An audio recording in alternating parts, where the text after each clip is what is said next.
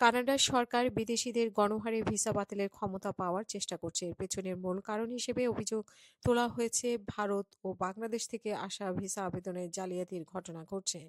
Canada সম্প্রচার মাধ্যম CBC নিউজের কাছে আসা নথিতে দেখা যায় যে কানাডার অভিবাসন, শরণার্থী এবং নাগরিকদের বিভাগ, নাগরিকত্ব বিভাগ এবং কানাডা বর্ডার সার্ভিস এজেন্সির কর্মকর্তাদের মার্কিন অংশীদারিত্বের সঙ্গে মিলে একটি ওয়ার্কিং গ্রুপ তৈরি করেছে। এই গ্রুপের লক্ষ্য হচ্ছে ভ্রমণ ভিসার জাল আবেদনগুলো চিহ্নিত ও বাতিল করা এবং এই জন্য তাদের ক্ষমতা বৃদ্ধি করা। অভ্যন্তরীণ সরকারি নথিতে ভারত ও বাংলাদেশকে নির্দিষ্ট চ্যালেঞ্জিং দেশ হিসেবে তুলে উল্লেখ করে এই ক্ষমতা বৃদ্ধির প্রয়োজনীয়তা তুলে ধরা হয়েছে। গণহারে ভিসা বাতিলের ক্ষমতা কী কী ক্ষেত্রে ব্যবহার করা যেতে পারে সেই তালিকায় নির্দিষ্ট দেশের ভিসাধারীদের কথা উল্লেখ করা হয়েছে।